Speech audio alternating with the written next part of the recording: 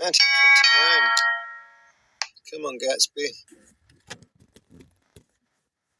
I've just bought a copy of The Great Gatsby today. I think it's set in about 1920 something. We did read it at school. I struggled with it at school, but it fascinates me enough to want to read it again. So we've got the Italian game here. I'm doing a double commentary. See how it goes. Kinside Castlein. Kinside Castlein. And not much of a pushy player here. I fancy doing one of these.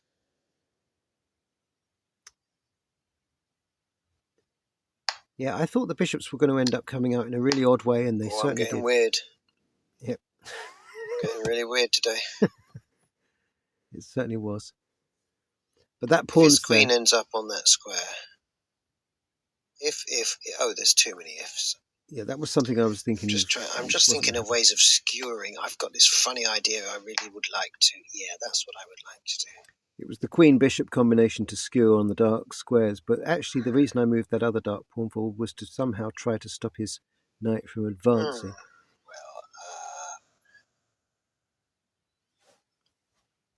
We could force. There's many ways of forcing the issue.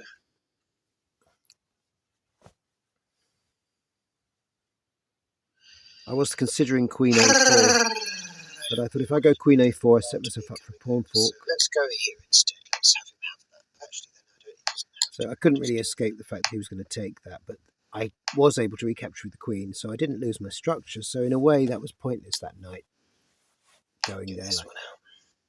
There's two moves for that knight. My queen has become a white bishop.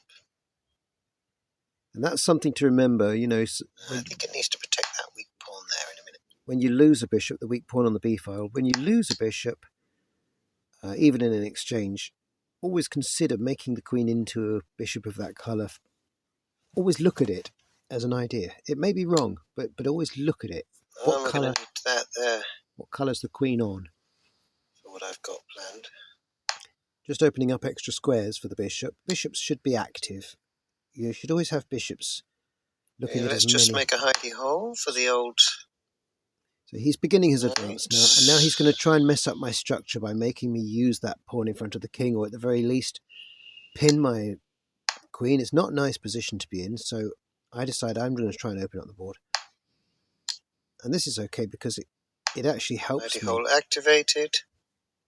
Yep, that hidey hole helped me activate the knight and bring it back, and then I can remove the pin from the queen. Covered. Now what?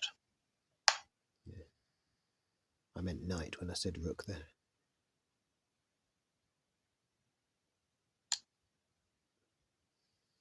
Rook, knight, I mean. There we are. See? So I'm going to come back to here. Yeah, I've still got this skewering idea in my head. I don't know Removing the pin. I could have gone for a bishop g5 idea, you know, forcing an exchange there, getting my knight up onto that b5 square. Might have even been quite nice at this point. I don't really want his rook to be getting involved like this. I don't like this. It's opening it up far too quickly. I don't like early attacks. They make me nervous. It makes me look at my own defences, and I see them wanting a little bit here. So I decide to counterattack, which kind of he wants that too. That's his plan B. He wants to weaken my structure, which he has done. That does do that. But with the knight as a blockade there, my king isn't too bad. That knight's on quite a useful square, and it's an unshiftable square. The only was that what that was all about? You're desperately trying to get me. Yeah, the only thing that'll shift that knight from that square would be a white bishop or pawn. So it is looking like he's going to barrage his way through and blow it all open, but keep watching because it may surprise you. Offering him the pawn, I would have recaptured with the rook to keep the blockade, and that has sealed it up. You see, he has sealed it up now. which makes me wish I'd castled on the other side. So if you wish you'd castled on the other side, you should always consider the long walk, what I call the long walk. Walk the king over to the other side and change the past.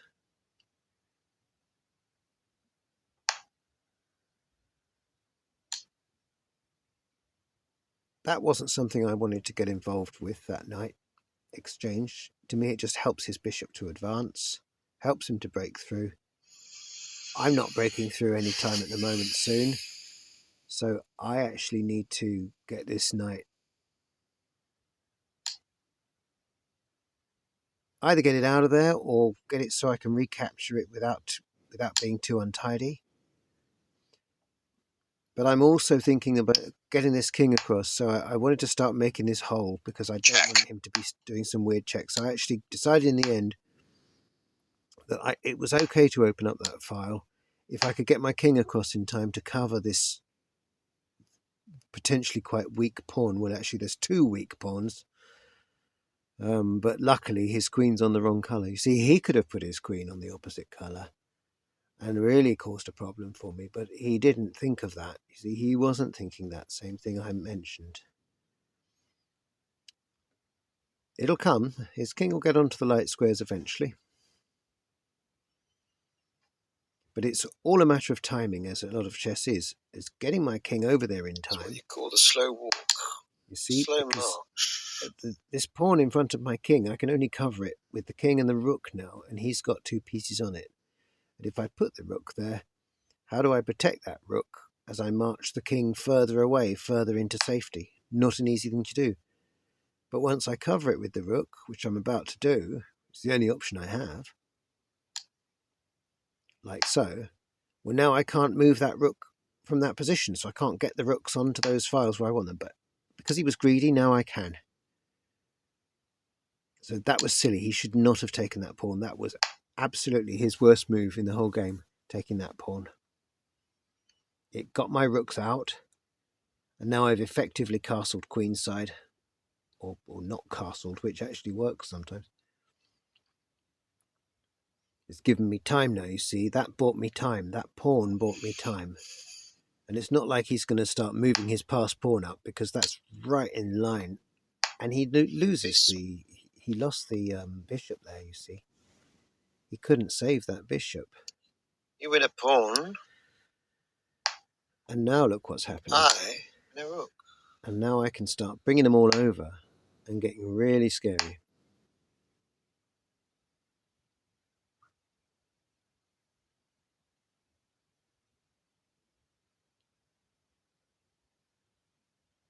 So now I'm thinking, well, can I do anything with my black bishop? I've got this extra bishop and I can't really do anything with it. With the queen like that, I can move it around. I can move it into his field like that just to worry him. But I can't really do anything with it yet. If I start to try and attack his pawns from behind, I'll probably lose that bishop, and it's not worth losing the bishop. It could prove useful later. In fact, well, I'm not going to spoil things for you. But it is not needed there to keep that side closed up. That side is an impregnable fortress. The only way he could get through that side would be if he sacrificed a rook, and he hasn't got rooks to spare. I'm already a piece up. So that is effectively an impregnable fortress for my king. And with my king coming into the mix and helping to defend that pawn at the back, he's almost got nothing. Better bring it back. I mean, he's got my weak pawn. Gonna have to stack him up a bit higher. He's got my weak pawn on f3, but he doesn't seem to have really... Well, I think he's a bit scared of that, because my rooks could start worrying his queen if she came and eyed that. And it's not easy for him to get over there. Oh, actually.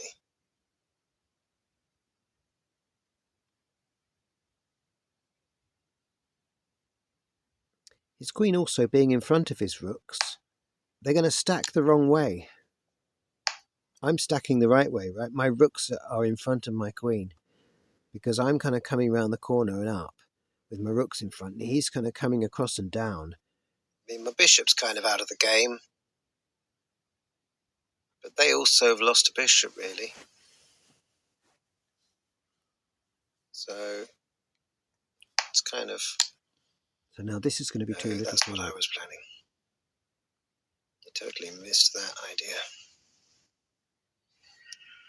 He doesn't dare bring that to h3, that queen, because he's scared it's going to get trapped.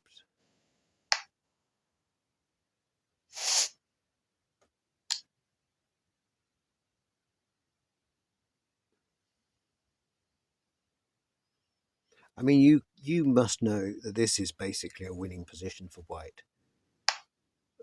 But white still has to do the execution somehow. It's got to be done. A winning position isn't a winning position until you've won. So you've still got to work out how to crack this puzzle open. And in fact, black cracks it open for me. Makes a very, very silly move. A last-ditch, desperate attempt to counterattack. It's kind of bad for you. So, I mean, there's like revealed check idea on my rook, but I mean, okay, so you get a rook exchange. You might win a pawn through that reveal, but that rook isn't right. So isn't even protected. Takes. Here's what I mean. Takes. So I can't check. I can't take the G7 pawn. Takes. If I take the G7 pawn, I lose everything. Can't do it this way. So I decided. That's what I should have done to start with. Yeah, this was the new idea. And then he just gave me a present. He just gave me a gift.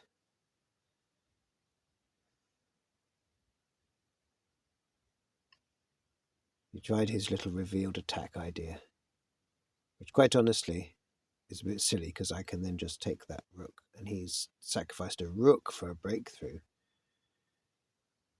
But well, let's see what he does. Let's see how he goes about it, because you can see he's only got one way to break through, and it's right in the middle on the d file. So he's covered the rook. So he has taken care of that, but now look how close my queen is coming up to here. This is now very bad because I've suddenly realised with his queen gone, really bad for you. I can look at this f5 square, and we can do revealed double check. Double check's about to come. Now he gives me instead. That is not what you wanted to do. This is completely silly because I don't really have to worry about that. I can still set up the double check. If he takes the rook, I just replace it with a different one.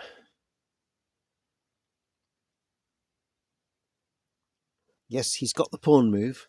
He did manage to squeeze in that pawn move for free. But, Check.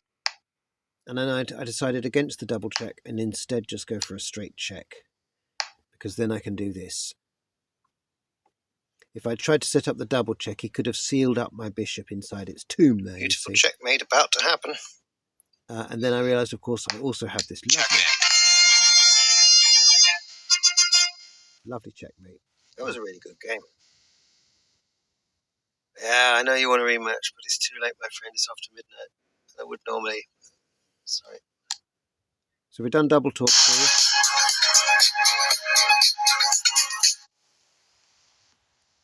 That was a really good game.